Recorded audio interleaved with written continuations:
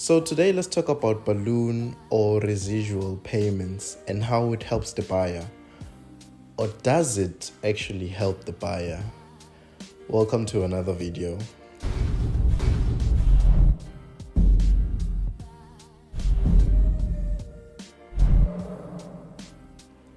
Let me first tell you the approved definition, then afterwards I'll tell you my own kasi definition. So a balloon payment is where an amount of the total value of the car is deferred or postponed to the end of a contract.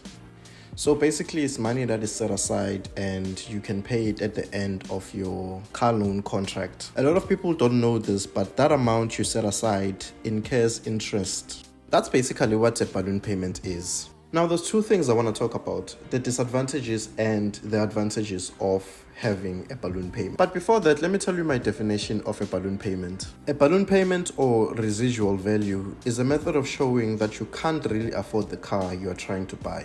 I'm sorry, but sengshi. Now the disadvantages come when you buy the car with the intent of owning the car at the end of your contract. So it's basically like you're taking two car loans at the same time, one of which you have to pay for depending on which period you took.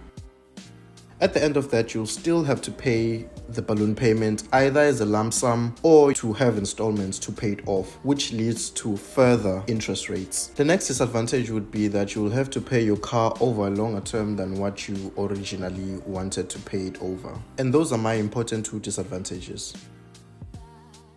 And now let's look at the advantages. The benefits of a balloon payment is when you are buying the car to not own it. Stick with me. Let's say in the perfect world you have a Golf GTI worth 400,000 and you put 100,000 aside as balloon payment. That would mean your monthly installment will be calculated at 300,000, which is lower than the 400,000.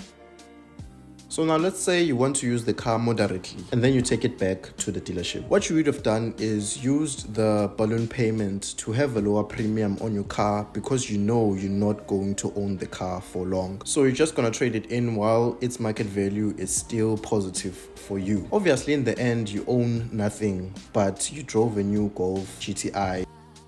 The method I'm telling you about, dealerships use it. For example, VW Easy Finance, BMW Easy Pay, Mercedes-Benz Agility Finance. Basically, they just give you a new car and then they tell you not to go over a certain kilometers. They're trying to make sure that you bring the car back to them still in market value. So technically, they are putting a balloon payment aside so that your premium can be lower, making sure that you don't exceed a certain number of kilometers so that the car still maintains its value. At the end of whatever period you guys agree on, it's either you can return the car, which is the same as trading it in, or the second option, you take the car and pay for the balloon payment that they set aside, or you take a new car, which basically means you're trading in the one you took and then you're taking another one with the same process. Those are the disadvantages and the advantages.